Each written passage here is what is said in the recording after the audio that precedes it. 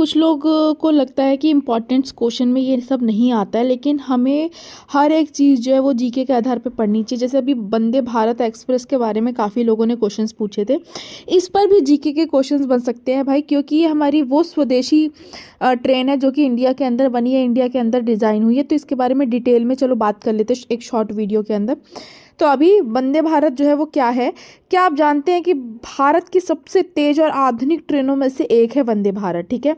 अब वंदे भारत क्या है, यह भारत की पहली स्वदेशी सेमी हाई स्पीड ट्रेन है। ये भारत की स्वदेशी का मतलब जो चीज़ हमारे देश के अंदर बनी हो, ठीक है, जिसे भारत में डिज़ाइन किया गया है, भारत में बनाया गया है, सब कुछ भारत पे, ठीक है। अब निर्माण कहाँ पर हुआ, ठीक है, निर्माण कहाँ पर हुआ था, तो ये चेन्नई में बनी थी। रेलवे की एक जो है वो एजेंसी के इसने इंटरनल कोच फैकल्टी ने इसको बनाया था, ठीक है। शुरुआत कब हुई थी वंदे भारत की? शुरुआत जो हुई थी वो 15 फरवरी 2019 को शुरू हुई थी, ये पहला।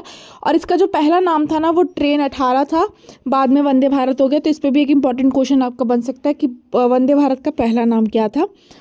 चलिए, पहला रूट यानी कि पहली बार ये किस रूट पे चली थी, तो ये न्यू दिल्ली से बनारसी तक चली। शुरुआत की तारीख 15 फरवरी 2019। दूरी इसने कितनी तय करी? 759 किलोमीटर।